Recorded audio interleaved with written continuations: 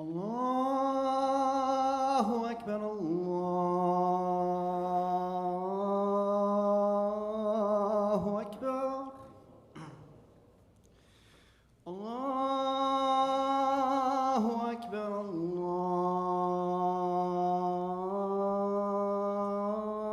الله أكبر أشهد أن لا إله إلا الله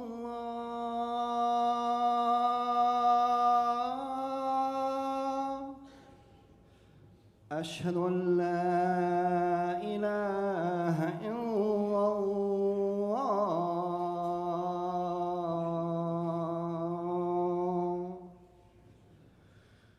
أشهد أن محمدًا رسول الله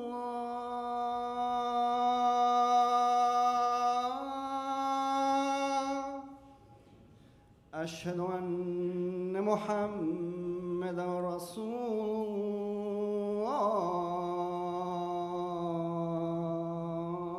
الله حي على الصلاة حي على الصلاة حي على الفلاح حي على الفلاح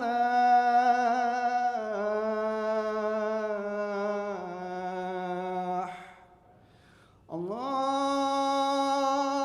أكبر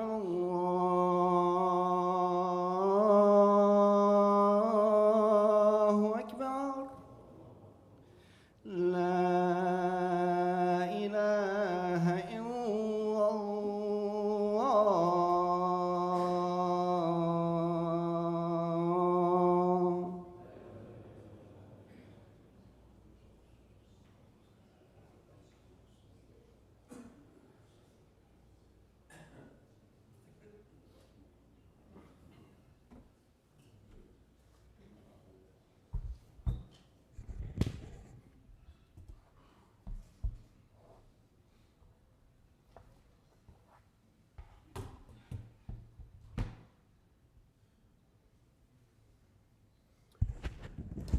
الحمد لله نحمده ونستعينه ونستغفره ونتوب إليه ونعوذ بالله من شرور أنفسنا ومن سيئات أعمالنا من يهد الله فهو المهتد ومن يضلل فلن تجد له وليا مرشدا وأشهد أن لا إله إلا الله وحده لا شريك له وأشهد أن محمدا عبده ورسوله أعوذ بالله من الشيطان الرجيم بسم الله الرحمن الرحيم.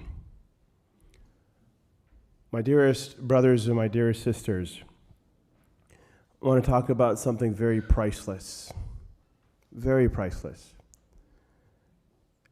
As we read, أعوذ بالله من الشيطان الرجيم الرحمن علم القرآن خلق الإنسان. And in these famous verses, we're reminded الرحمن خلق الإنسان علمه البيان, that our existence, while we think it's so important that I'm here, but even more important than our existence is guidance. And you see, Ar-Rahman allama al-Quran, he taught the Quran. Then, the next verse, خلق الإنسان. And so what is our existence without guidance? What is our life without the Quran? And that really should blow us away, because honestly, a lot of times all we think about is existence is the most important thing. But if you don't have guidance, there's nothing. And so guidance is an incredible gift, because without guidance, life can be worthless. There is a verse that I find personally, it bothers me. Like internally, it bothers me. And it's in Surah Furqan, where Prophet Muhammad sallallahu alaihi wasallam says, of course this is in the Quran, أعوذ بالله من الشيطان الرجيم بسم الله الرحمن الرحيم وقال رسوله يا ربي إني قوم اتخذوا هذا القرآن mahjura. Let's take a moment to focus on this word mahjura. Right? And Prophet ﷺ is saying, qawmi, my qawm, my people. Non-Muslims, yes, that's obvious. Muslims as well. Right? We just spent a whole month, Ramadan, Quran. Now we're 2 weeks out. This is mahjura. Who's saying this? Our beloved Prophet Muhammad ﷺ. And who is he saying it in front of? Allah. Ya Rabbi. Isn't that bothersome? Does it make you uncomfortable that our Prophet ﷺ is telling us that we take this Quran, this guidance, and we abandon it? Mahjura? I mean, this mahjura is abandoned, it's forsaken, it's deserted, it's lonely, it's obsolete. And this really should encourage us that, wait, something's wrong. Why is Prophet Muhammad ﷺ saying that we take this Quran, it's mahjura, it's abandoned? Why are our hearts empty? Why is the Quran not part of our daily diet? Right? We're in a famous hadith in Tirmidhi, we're taught, إِنَّ الَّذِي لَيْسَ فِي جَوْفِي مِنَ الشَّيْءٍ الْقُرْآنِ كَالْبَيْتِ الْخَرَبِ. Right? That the heart without the Quran is like a Bayt al-Kharab, an abandoned house. So what does this say about the state of our hearts if the Quran is not in it? Think about it. We have this misconception. When we think about the Quran, we think of a mushaf, right? We think of a mushaf, a book. We think of, hey, this is, 1,400 years. It was revealed. We think about Asbab al-Nuzul. We think about Badr. We think about Uhud. We think about the lady who complained, right? He frowned. We think about these things, right? The context of revelation. But the mistake, my dear brothers and my dear sisters, that we make is that in our space-time continuum, the Quran had to be revealed. But then what happens is internally we limit the Quran in time, in place, in space, in relevance to that time. And we forget that the Quran is living. The Quran is timeless. The Quran is relevant. It is personal and it is authentic. My daughter was taking a Quran class, or she was actually taking a test. And her teacher said something, and she told me, and I was really struck by it. And she said, the teacher, Sheikh Hussein actually, said, the Quran is living. Do you think of the Quran as living? Do you think of that? Do I think of that as living? We know that it will pay witness for us, right? Do we think of that? It'll either witness for us or against us. Do we think of the Quran as living? Because the problem that we make is that we say, well, okay, that was then, right? This is what the people say now. And if you look at the word mahjura, when we abandon it, yes, in terms of time, because honestly, how much time do we spend? Minutes? Days? Hours? How much time do we actually spend with the Quran? Think about it, since Ramadan, right? Everyone's trying to do the khatam and we're trying to finish, okay, but is it living, right? Is it speaking to our hearts after that? Is it mahjura? But also, how about in terms of how we position it in our lives? Have we abandoned it? Do you and I, when you and I are having a problem, actually consult the Quran? Do we? Can you imagine Prophet Muhammad sallallahu alaihi wasallam in Surah Al-Ma'idah, إن تعذبهم فإنهم عبادك وإن تغفر لهم فإنك أنت العزيز الحكيم. If you punish them, they belong to you after Allah. They belong to you after all, but if you forgive them, you are surely the Almighty, the All-Wise. This one verse, our Prophet, the most beloved creature that's ever been, he spent the whole night reciting this one verse.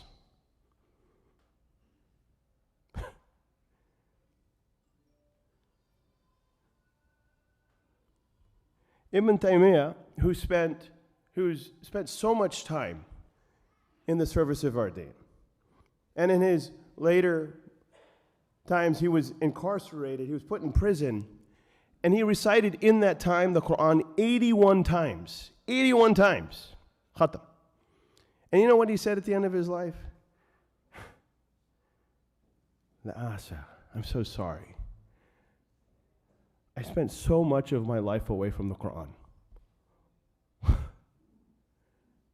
Are you hearing me? These are giants. And I'm just blown away when you think about Prophet ﷺ spent the whole night reciting that one verse. And that's just one little encapsulation. How do we measure against these giants? My brothers and my sisters, the Quran is the food for the soul. It is the light of the Quran is the light of guidance of our hearts, and it's an inseparable connection. There is a homing beacon, right? We have this fitra. People run like a magnet, right, to the Quran. That's why we love it. A couple of examples. Abu Bakr Siddiq of South Carolina. Let me quote him. I was made a prisoner. They stripped me. They tied me with a cord and gave me a heavy load to carry. We had nothing to eat but a small quantity of grain. We walked for 3 weeks. I walked from Bono to Lago. I walked 300 miles. This slave caravan came from Mali, and then we boarded a ship in Senegal. A 2-month walk of 700 miles. The slaves stopped, and we were kept naked. There were vermin, there were rats on the slave ships. Slaves were put in a pen, were placed with their backs to the fire, and a man in the front ready to whip. And the missionaries offer him a Bible. And he wants a copy of the Quran. How do we measure up to this slave? I know growing up in Florida, there was a Hindu physician. He would tell us that he felt such contentment in listening to the Quran. He would come, I remember he would come to our masjid, and he was there and he was reciting. He came to Jummah every Friday. Because the Quran speaks to you. We have to understand the Quran is a food for our soul. When my mother-in-law was passing away in New York, in Sloan Kettering, and I was there in the room, and I don't know if you've seen someone die. You go between the state of consciousness and consciousness. Sakat al-maut, right? I remember reciting surah, and Allah bless her soul and grant her Jannat al-Firdaus. And you don't know what to do, and I started reciting Quran, and I started reciting Ar-Rahman. And she's going back and forth. Her eyes opened, and she looked dead at me. Allahu Akbar. We don't know the value of this Quran. You can imagine as we're passing away, what peace and calm you get when you hear those verses. Let us ask for forgiveness.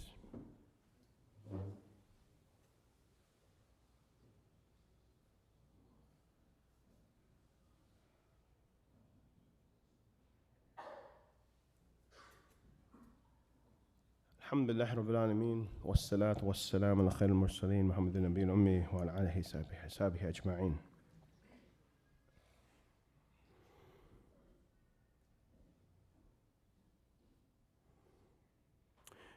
The point of today's khutbah is two. There's a personal urging, there's a communal urging, there is the An-Nur fundraiser this weekend. There's a table outside.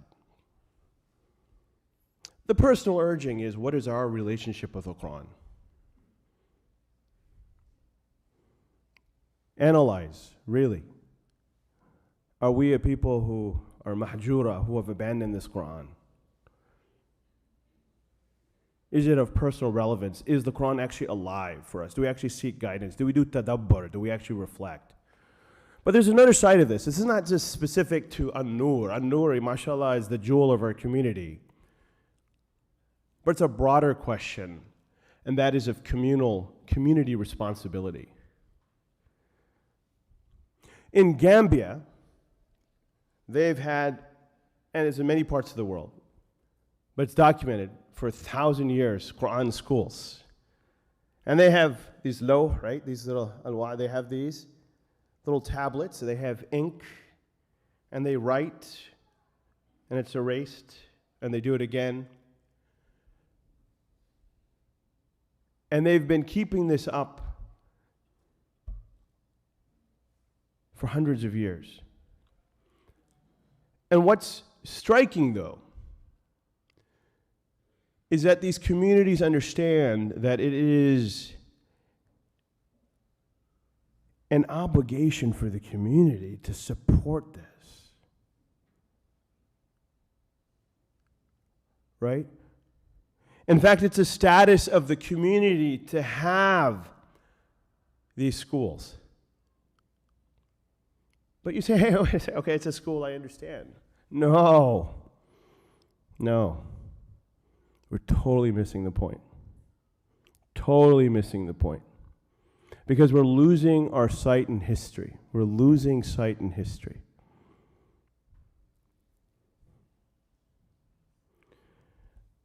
Take a moment and imagine. We know this verse in Surah Hijr, Inna nahnu nazzalna dhikra wa inna lahu lahafidhun, right? It is certainly we who have revealed the reminder, and it's certainly we who will preserve it. Right? Allah's guarantee the Quran is going to be preserved. But now imagine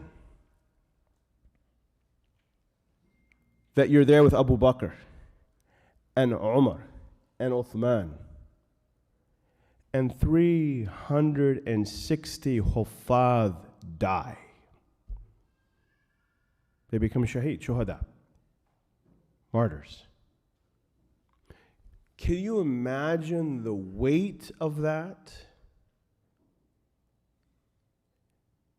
And them thinking about us here, their brothers and sisters in 2022, where we just now casually have a Quran.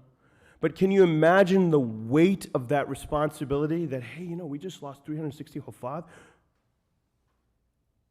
And the initiative to then, hey, we need to collect this, we need to preserve this, we need to write this. Can you imagine that? My brothers and sisters, what kind of responsibility do we feel paying it forward to generations coming? This is not about a school. This is about what we pay forward to our generations to come. Because the kids, the students that come, there are jewels. They memorize, they internalize, they live it. They then can do tadabbur, they can reflect, internalize, and share, and illuminate. And I think we lose sight of that. We have an intergenerational investment that we have to make for generations coming beyond us. And we forget.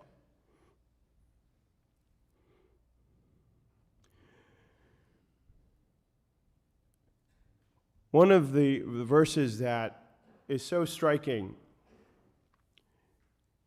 in Surah Zukhruf, where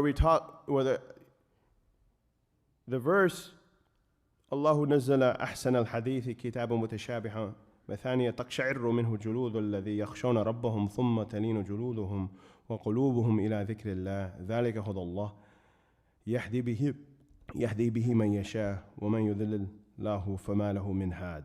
Allah has sent down the best statement, a consistent book, which is a reiteration. The skin shivers therefrom from those who fear their Lord. Their skins and their hearts relax at the remembrance of Allah.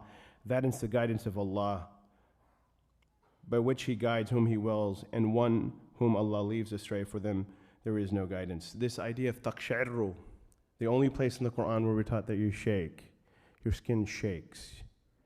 ثُمَّ تَلِينُ, right? Then your skin softens. You get the goosebumps, right?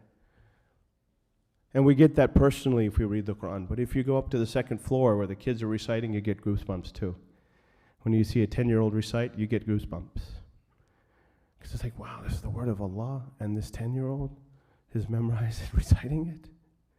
Allahu Akbar. Allahu Akbar.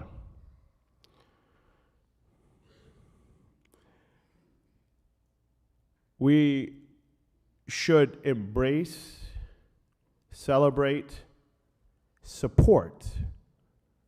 I mean, these institutions, if it's Al-Iman, if it's An-Nur, or Masajids, they should be flowing with resources. We need to see the investment. Honestly, because what are we worth? What is our money worth? Allah gives us risk. What is it worth?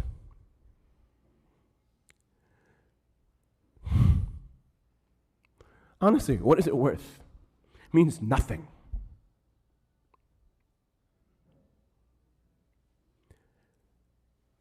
If we don't see our position in the legacy, if we don't understand the weight of our forebears and what they did for us to carry it forward so that we have an authentic text, that we have the deen uncorrupted, what do we do with that? The ball is on our court. What do we do with it? We're just the gerbil in the cage? Run, run, run, run, run? What do we do? Where do we invest? Where do we spend our time?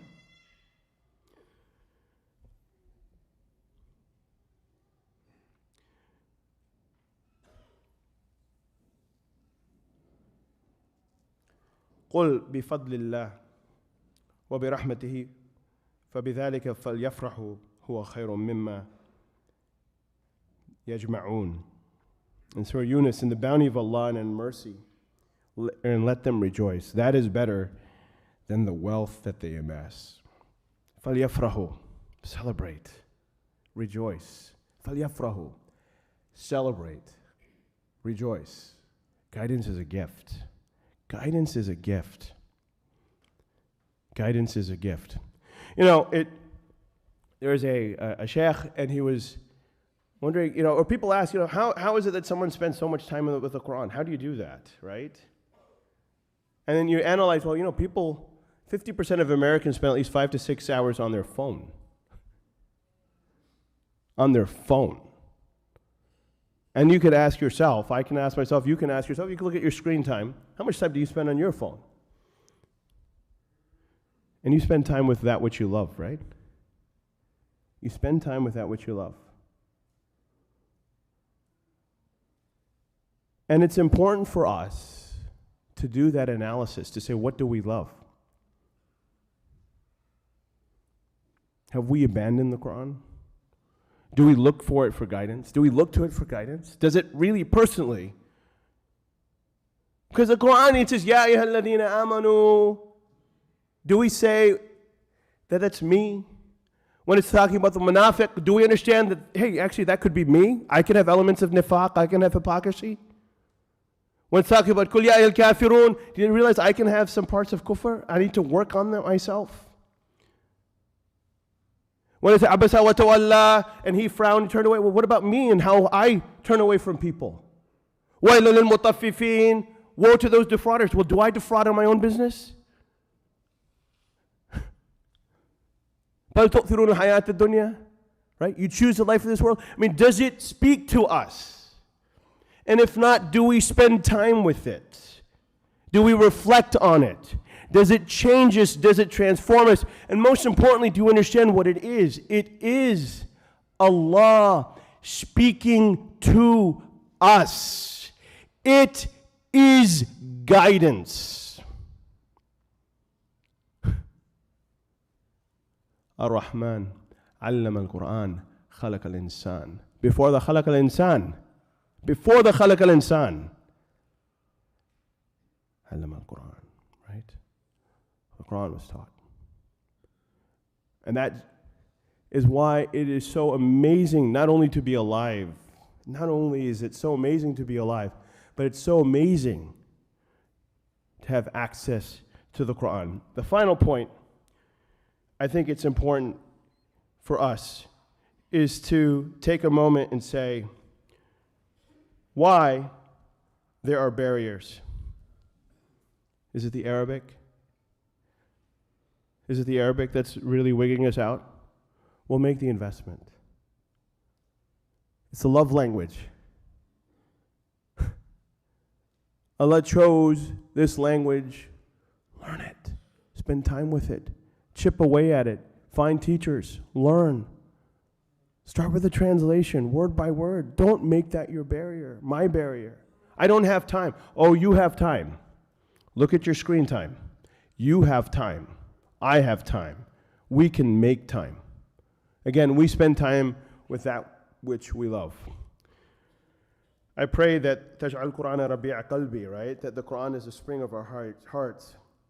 وَنُورَ صَدْرِي, and the light of my chest, our chest. وَجَلَعَ حُزْنِي, and the banister of my sadness.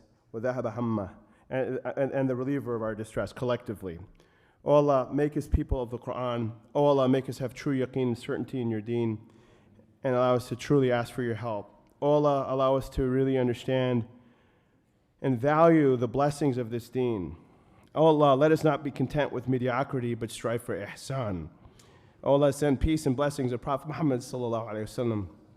Let us have a real attachment to your messages, to the Quran, and the prophetic example. Let us truly reflect on the countless blessings you have bestowed upon us. Ya Allah, please keep our children and our children's children and our great-grandchildren, all generations to come on the straight path, and proclaim your deen, and never, ever let them leave the path. Let us truly strive for Jannah, but ultimately for your pleasure.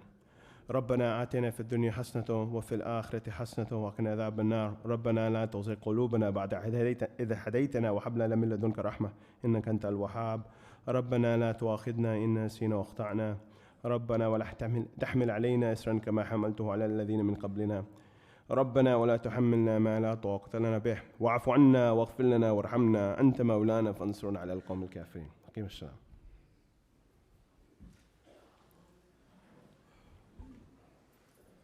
الله أكبر الله أكبر. أشهد أن لا إله إلا الله. أشهد أن محمدا رسول الله. حي على الصلاة حي على الفلاح. قد قامت الصلاة قد قامت الصلاة. الله أكبر الله أكبر. لا إله إلا الله.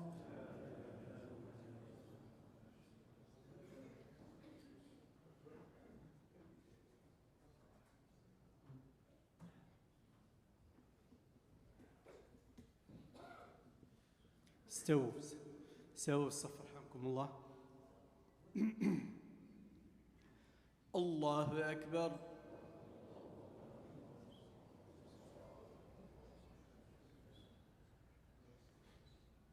الحمد لله رب العالمين الرحمن الرحيم ملك يوم الدين. إياك نعبد وإياك نستعين. اهدنا الصراط المستقيم صراط الذين أنعمت عليهم غير المغضوب عليهم ولا الضالين.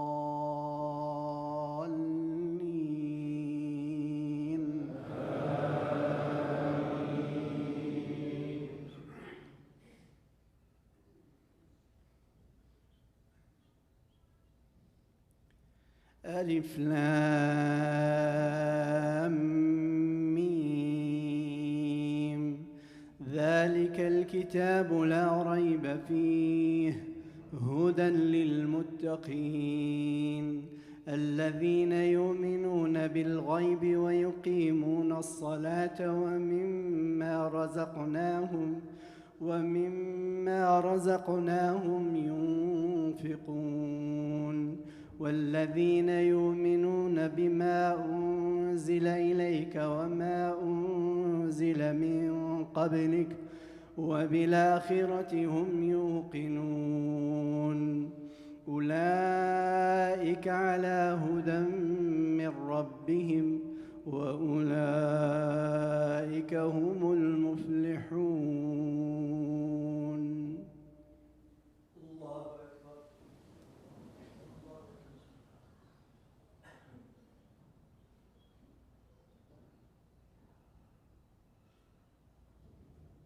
سمع الله لمن حمده.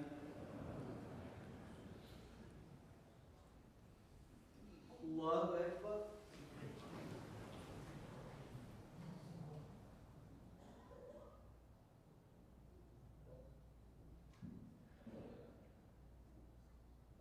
الله أكبر.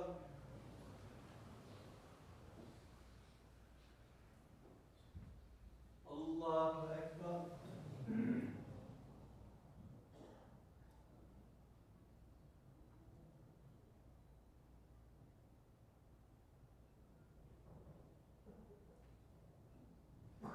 الله أكبر. الحمد لله رب العالمين الرحمن الرحيم ملك يوم الدين. إياك نعبد وإياك نستعين. اهدنا الصراط المستقيم صراط الذين أنعمت عليهم غير المغضوب عليهم ولا الضالين.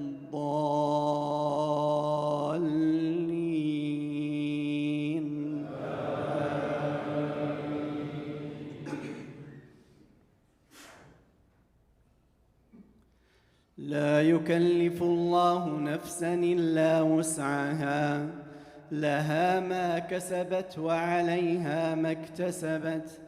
ربنا لا تؤاخذنا إن نسينا أو أخطأنا. ربنا ولا تحمل علينا إصرا كما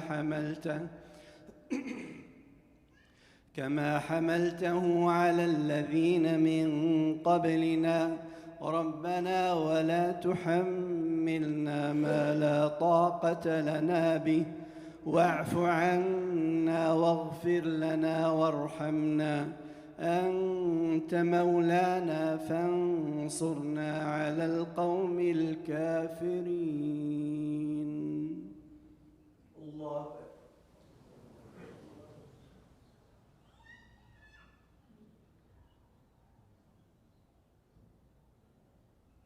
سمع الله لمن حمده. الله أكبر.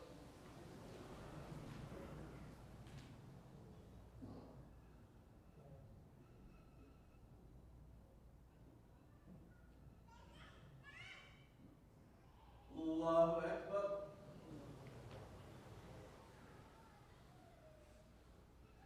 الله أكبر.